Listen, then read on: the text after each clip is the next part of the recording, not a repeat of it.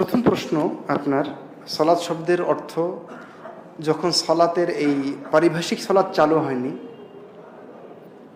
অর্থাৎ সলাতের বিভিন্ন অর্থ আছে, তার সলাতের মূল অর্থ হলো আদ-দুআ। সলাতের মূল অর্থ আদ-দুআ।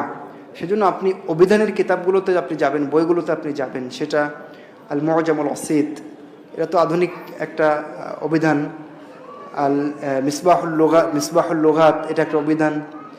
পুরাতন অভিধান যদি আপনি দেখেন, সেটা লিসানুল আরব হোক, তারপরে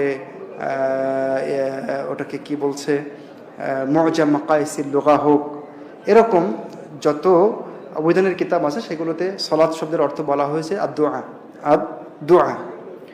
তো ফেরেশতা মণ্ডলী এবং আল্লাহর ক্ষেত্রে যখন সলাৎ শব্দটা ব্যবহার করা হয়েছে, আল্লাহ বলেছেন যে ইন্নাল্লাহা ওয়া মালাইকাতাহু ইউসাল্লুনা আলান নবী ইয়া আইয়ুহাল্লাযীনা আমানু সাল্লু আলাইহি ওয়া সাল্লিমু তাসলিমা।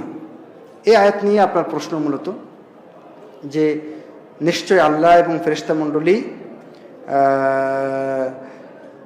সলাৎ পেশ করেন, তো সবার সলাৎ একরকম না।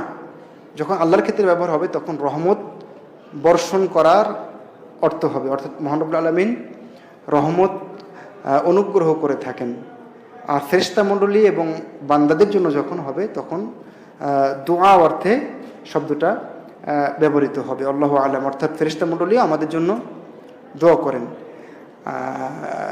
এবং আল্লাহ রসুলের উপরে আল্লাহ রসুলের জন্য দোয়া করেন। এখানে আল্লাহ রসুলের ব্যাপারে যেহেতু এই আয়াতটা, সেজন্য আল্লাহর ক্ষেত্রে রহমত নাজিল করা এবং ফেরেশতা আর আমাদের ক্ষেত্রে রহমতের জন্য দোয়া করা।